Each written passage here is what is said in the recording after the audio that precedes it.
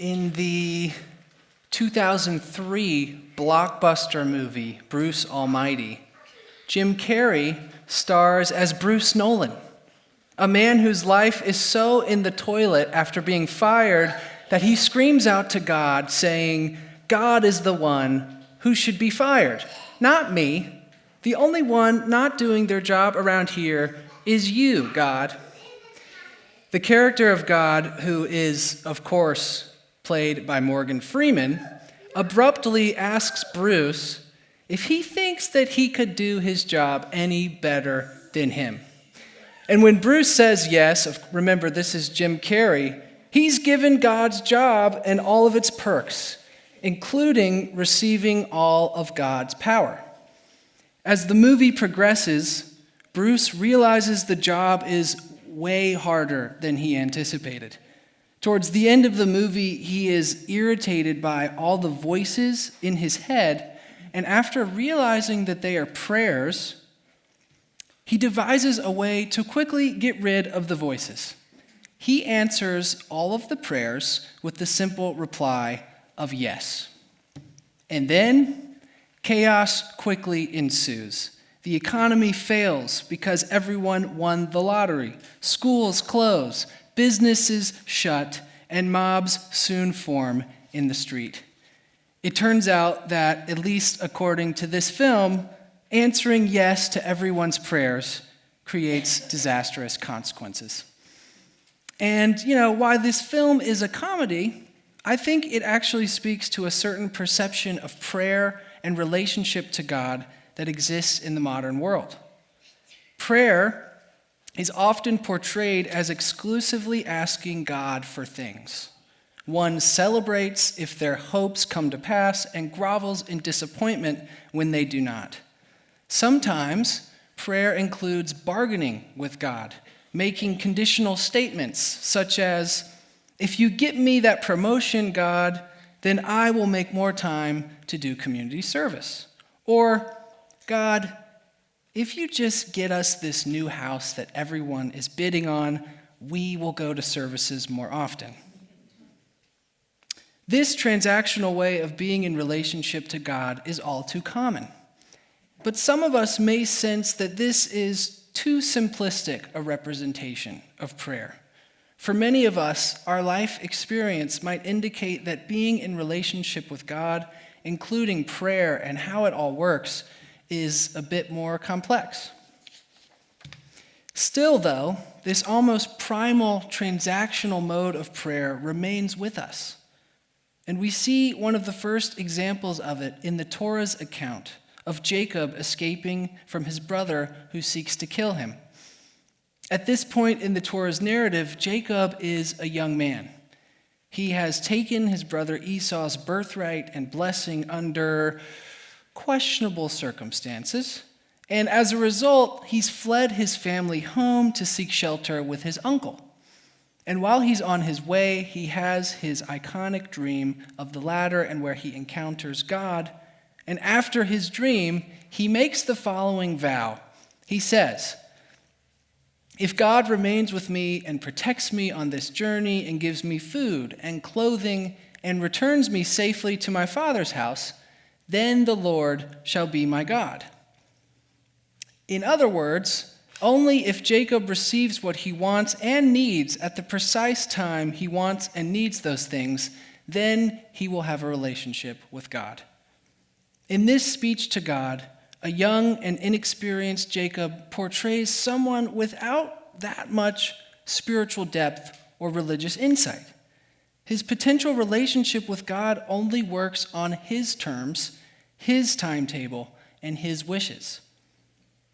But in this week's Parsha Vayishlach, we fast forward 20 years in Jacob's life after this vow, and indeed we find a very different Jacob.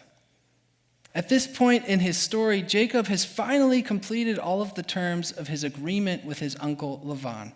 He's free to return to his homeland, and he returns with wives and children and wealth.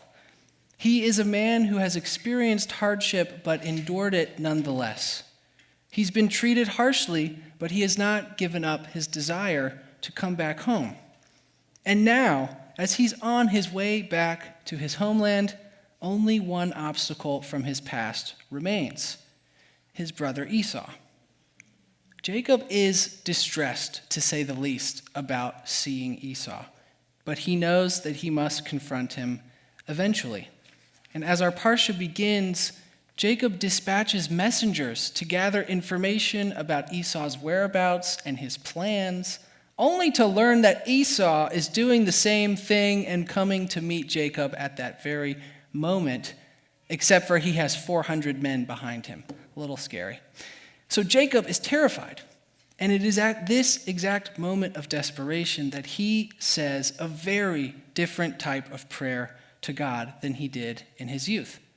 He says, "O God of my father Abraham and God of my father Isaac, who said to me, 'Return to your native land, and I will deal bountifully with you,' too small am I for all the kindnesses you have shown me. Please deliver me from the hand of my brother, for I fear he might strike me down." With this short vignette of Jacob's calling out to God, we witness a powerful transformation. And Jacob's transformation is a model for all of us who want to deepen our relationship with God. Jacob begins his prayer not by bargaining, but rather with plain recognition of God. And not only his God, but the God of his ancestors. It's as if Jacob is saying, before anything else, you are my God and you deserve recognition. Before asking you for anything, I will instead recognize you. Full stop. This recognition is itself an act of praise. Then Jacob displays two indispensable midot, spiritual values, for genuine relationship with God. He displays gratitude and humility. He says in the Hebrew, "Katonti mikol hachasadim umikol ha'emet asher asita et avdecha." Too small am I for all the kindnesses you have shown me. That first word, katonti, has to do with being small or humbling oneself before something greater. And unlike his earlier vow to God, which didn't really have that much humility, this prayer starts from a place of smallness and the recognition of the dynamics in the relationship between the eternal and the finite. Jacob then expresses gratitude by explicitly mentioning all the kindnesses that God has done for him.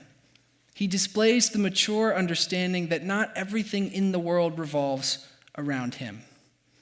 And finally, in the last part of Jacob's prayer, he makes a request. He asks something of God.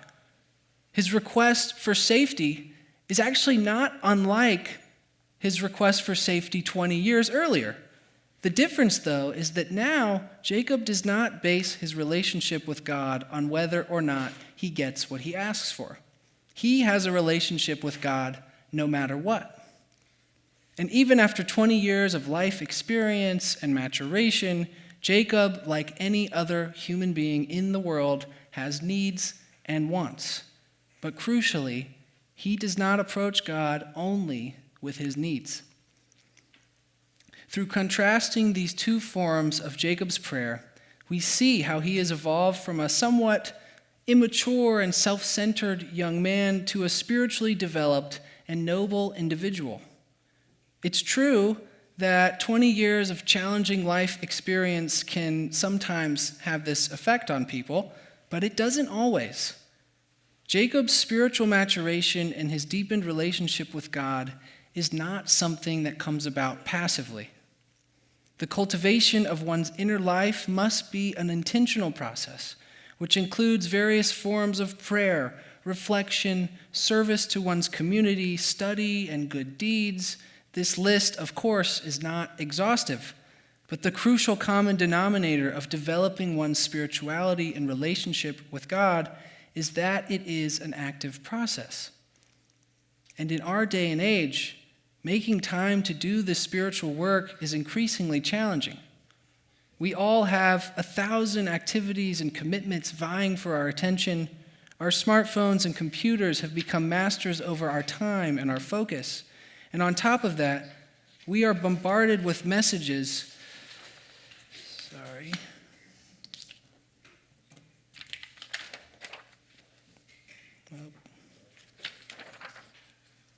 We are bombarded with messages from our culture that encourage us only to value the outer life, to value our appearance, which car we own, or how big our house is. We live in a society that prizes individual achievement in external matters like education, career, and wealth. And all of these factors, although they're important, they quietly prevent us from cultivating our inner lives, from seeking meaning, connecting to God through nurturing our souls, and developing spiritual values like generosity, humility, gratitude, and awe. Jacob's transformation in a sentence can be described as a shift in priorities from the outer to the inner life. He slowly changes from seeing God as a way to get what he wants to approaching God with praise, humility, and gratitude. Yet at the same time, to cultivate one's spiritual inner life does not mean to remain passive and relegated to the sideline of one's society. Judaism has always instructed us to be active partners with God in the quest of a more peaceful and just world. And so in that spirit, we might add one more value to our list of pursuing a meaningful relationship with God. Only this time, our teacher is not Jacob, but a more contemporary Jewish hero.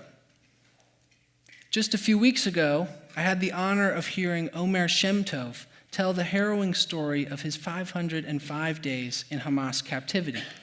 I was deeply moved by many aspects of his story, how he maintained his humanity throughout it all, or the ways he persevered despite being starved and tortured. But most of all, I was inspired by how Omer described his relationship with God. He recounted how he prayed and talked to God on an almost daily basis. He asked God for strength, protection, and of course, to come back home. But amazingly, he also said that whenever he would talk to God, he would ask God, "How are you today, God? What do you need? What can I do for you? Let me know, and I will do my best." Omer Shem Tov had every reason in the world to be angry with God. He had every reason to give up believing or having a relationship with God at all. But he did the opposite. And while it's true that many people become closer to God during difficult times, most do not go to the level of asking what they can do for God. So in addition to praise, humility, and gratitude, perhaps we can aspire to emulate Omer Shem Tov by asking not only what God can do for us, but what we can do for God. As you continue on this journey of life, may you find moments of stillness that are necessary for nurturing your inner life. May you find the strength to fight against our cultural and societal elements that obstruct connecting to God. And may you always remember that your inner neshama, your soul, is a gift from God who lovingly yearns for relationship. Shabbat Shalom.